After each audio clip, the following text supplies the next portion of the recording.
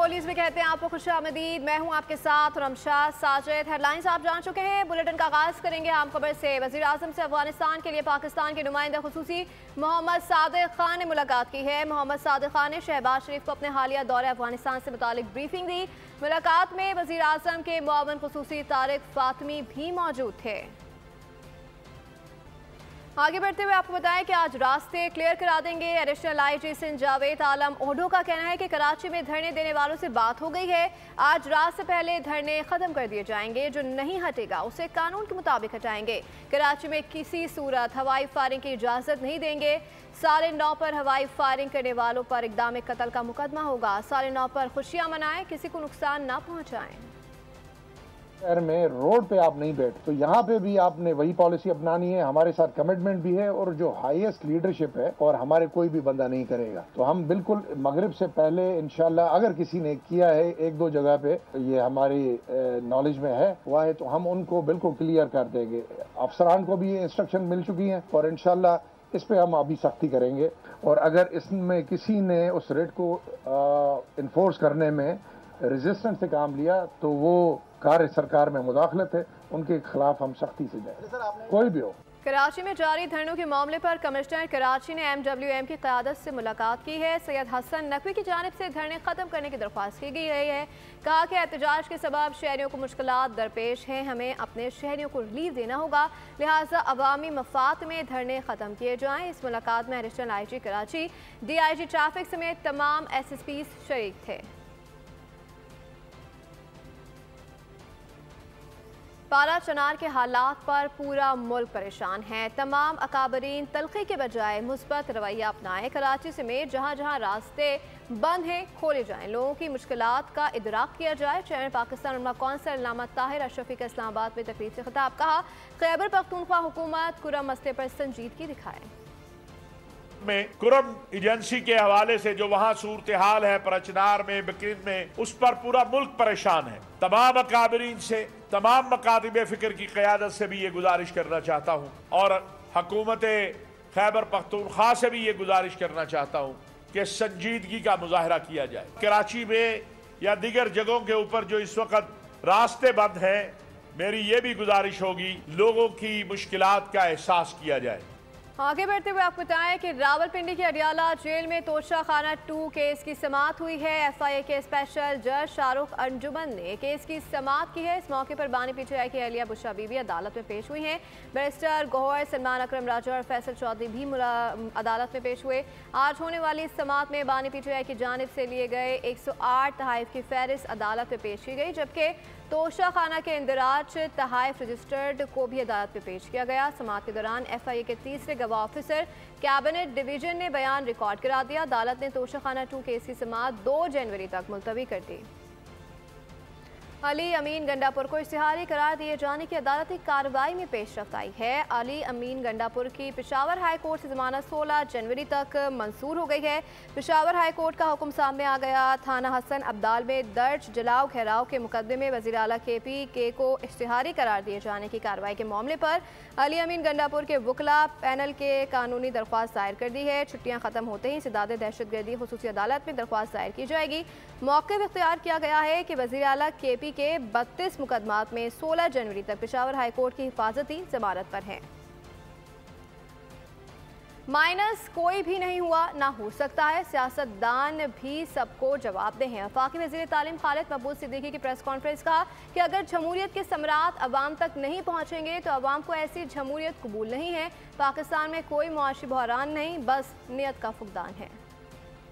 जमातें ख़ास तौर पर जिनकी जड़ें आवाम तक हो, उनसे निमटने का तो एक ही तरीका है, वो मकालमा है। तो ये बात शुरू की जानी चाहिए। इसके अलावा रास्ता कोई दूसरा नहीं है और दूसरा रास्ता का पाकिस्तान मुतहम्मिल नहीं। मैं समझता हूँ कि अगर पाकिस्तान में जमहूरियत है और सियासी जमातें जो हैं एक दूसरे से निमटने के लिए, एक दूसरे से बात करने के लिए, एक दूसरे पर तनकीद और तनकीद तबसीली के लिए भी मुज़ाकरात की ज़रूरत। तारिक फजल चौधरी ने मुल्क के अंदरूनी मामलात में मुखालफत करने वालों को खबरदार कर दिया। कहा कि रियासती इदारों के खिलाफ मुल्क के अंदर और बाहर से साजिशें हो रही हैं।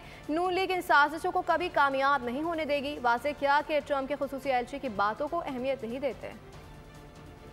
एक एटमी मुल्क है, इस्लामी एटमी मुल्क, एक नज़रिए की बुनियाद पर बना है। ये कोई तजर्बागाह नहीं है, कोई लेबॉर्ट्री नहीं है कि हर 6 महीने बाद, साल बाद यहाँ पे नए एक्सपेरिमेंट होते रहें। इसलिए इंशाल्लाह इस गवर्नमेंट ने अपना टेन्योर मुकम्मल करना है।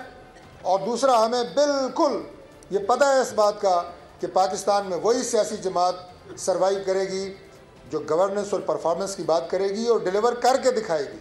पीटीआई का एस्टैब्लिशमेंट के साथ मुज़ाकरात का इसरार मुज़ायका खेज़ है। सियासी जमात को सियासी जमात से ही बातचीत करनी चाहिए। वफाकी वज़ीर बराए बहरी उमूर कैसर अहमद शेख ने मीडिया से गुफ्तगू में कहा कि मुआशरी इस्तेहकाम के साथ सियासी इस्तेहकाम बहुत ज़रूरी है। बिजली की कीमतें कम होंगी तो इंडस्ट्री फले फूलेगी। कोई ना कोई मामलात को हल करें डायलॉग के दे, क्योंकि जोर रहा है हमारी अपोजिशन जमात का, हमेशा जोर रहा है कि इस्टेब्लिशमेंट से उन्होंने बात करनी। ये एक मुज़ायका खेज बात है। एक तरफ वो इस्टेब्लिशमेंट के खिलाफ ही सोशल मीडिया उनका भरा पड़ा है और दूसरी तरफ उन्होंने इस्टेब्लिशमेंट से ही बात करनी है। बात हमेशा पॉलिटिकल पार्टीज की होती है, पॉलिटिकल लोगों की होती है। ये अच्छी बात है कि उन्होंने मिल के मुज़ाकरात का फैसला किया है, बेहतरीन तरीकाकार है। असम्बली में भी डायलॉग होना चाहिए, बाहर भी डायलॉग होना चाहिए और मैं हौसला अफजा बात है और मैं समझता हूँ कि इसका नतीजा निकलेगा, मुल्क में सियासी फिजा बेहतर हो। पंजाब के अवाम धरने, एहतजाज और फसाद की सियासत को मुस्तरद कर चुके हैं। पारा चिनार की सड़कें खुलवाना गंडापुर का काम है, मरियम नवाज का नहीं। वज़ीर इत्तलात पंजाब अस्मा बुखारी के लाहौर में प्रेस कॉन्फ्रेंस कहा कि पंजाब हुकूमत ने डिलीवर करके दिखाया है। अवाम की फलाह के लिए वज़ीर आला मरियम नवाज ने कई मंसूबे शुरू किए। खैबर पख्तूनख्वा के लिए पंजाब की कारकर्दगी एक मिसाल है। KPK की सूरत हाल सबके सामने है। खास तौर पे इसलिए भी अहमियत का हामिल है कि दूसरे जो वुज़राए आला हैं हमारे सूबों में, वो कहीं ना कहीं किसी ना किसी तरह हुकूमती और इंतज़ामी अमूर में शामिल रहे हैं।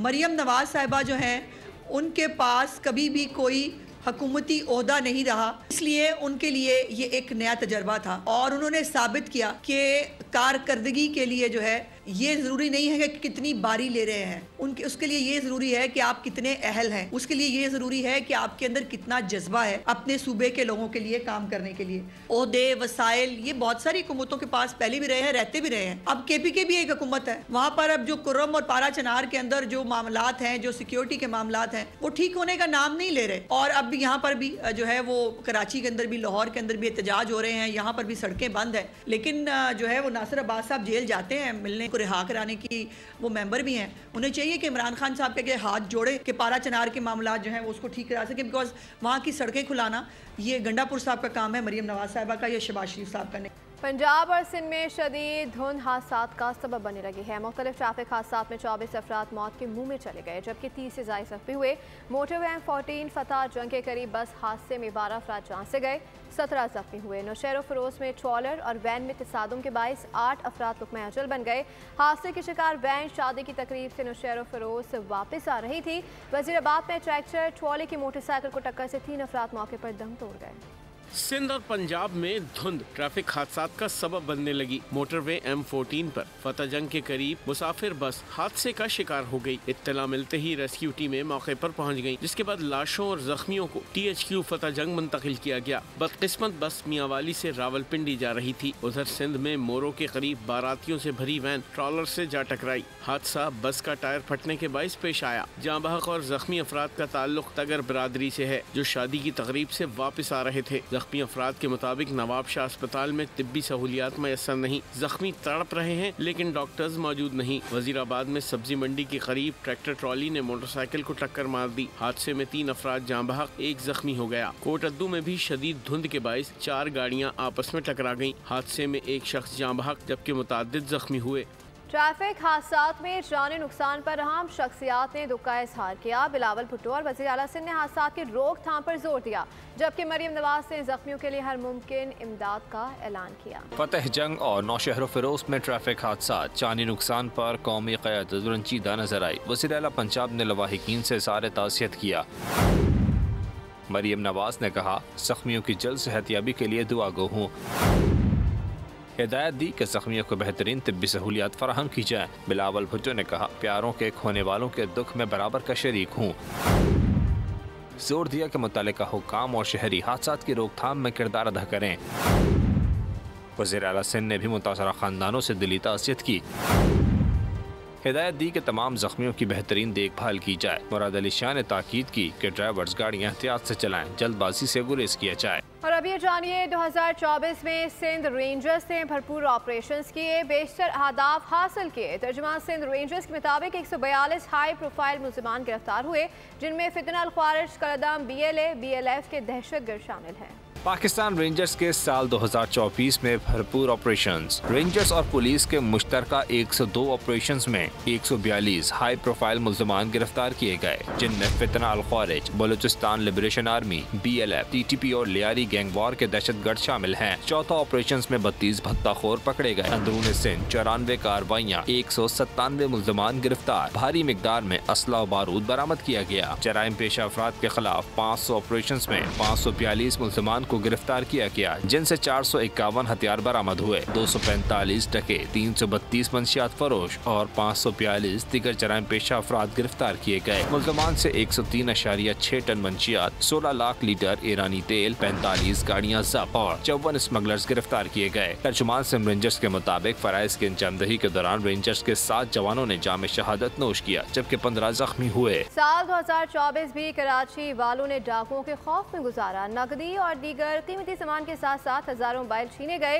मोबाइल स्नैचिंग के आदाद शुमार जानते हैं साथी एंकर मारूफ शहरियार से। दुनिया में शायद ही किसी शहर में इतने मोबाइल फ़ोन इतनी दीदा दलील से छीने जाते हों जितने कराची में छीने जाते हैं, और कोई मोबाइल ना दे तो फिर उसकी जान लेना तो जैसे कोई बात ही नहीं। साल 2024 में भी कराची में मोबाइल स्नैचिंग उरूज पर रही। मजमूई तौर पर 19,000 से ज़ायद मोबाइल फ़ोन छीने गए।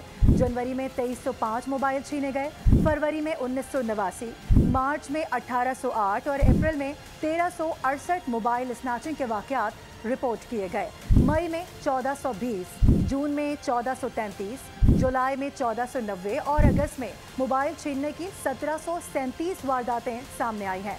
सर्दी, गर्मी, बारिशें, कोई भी मौसम हो, कोई भी महीना ऐसा की रफ्तार पर ज़्यादा फ़र्क पड़ा हो। सितंबर में 1651, अक्टूबर में 1576, नवंबर में 1436 और रवां माह अब तक 1000 से ज़ायद शहरी मोबाइल फ़ोन से हाथ धो चुके हैं। अपोजिशन लीडर सिंध कराची के मसाइल पर बरस पड़े। अली खुर्शीदी ने रेड लाइन मंसूबे को तनकीद का हदफ बनाया। कहा कि शहरी कर्ब और अज़ाब की ज़िंदगी गुजार रहे हैं। ये मंसूबा शहरियों के लिए अज़ाब बना हुआ है।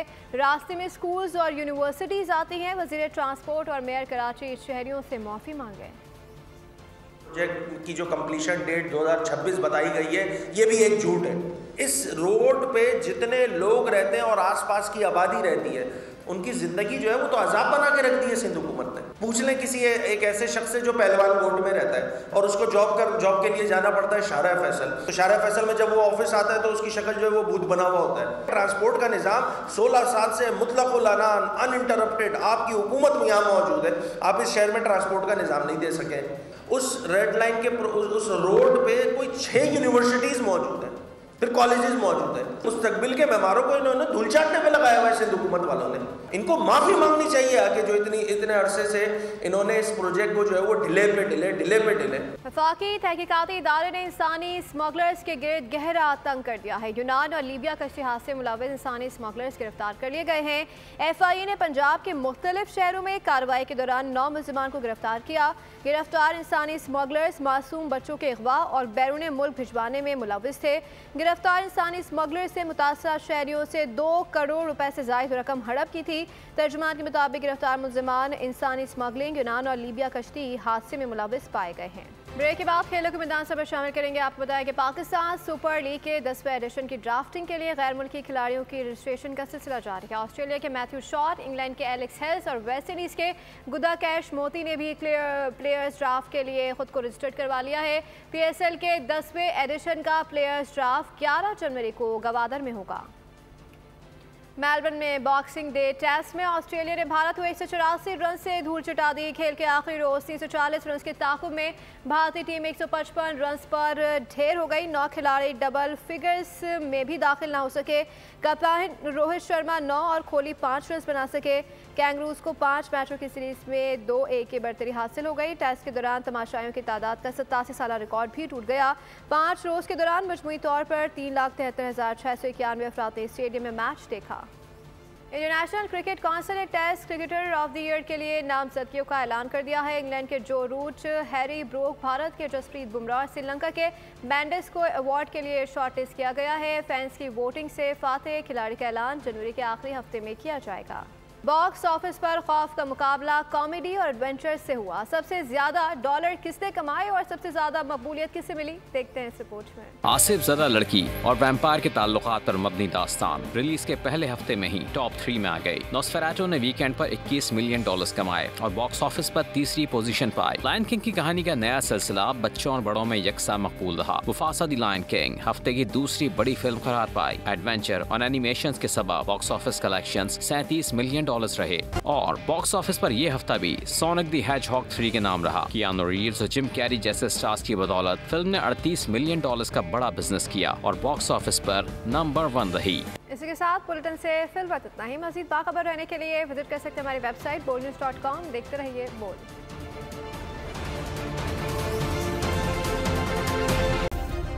सब्सक्राइब करें और बेल दबाएं ताकि कोई खबर रह न जाए।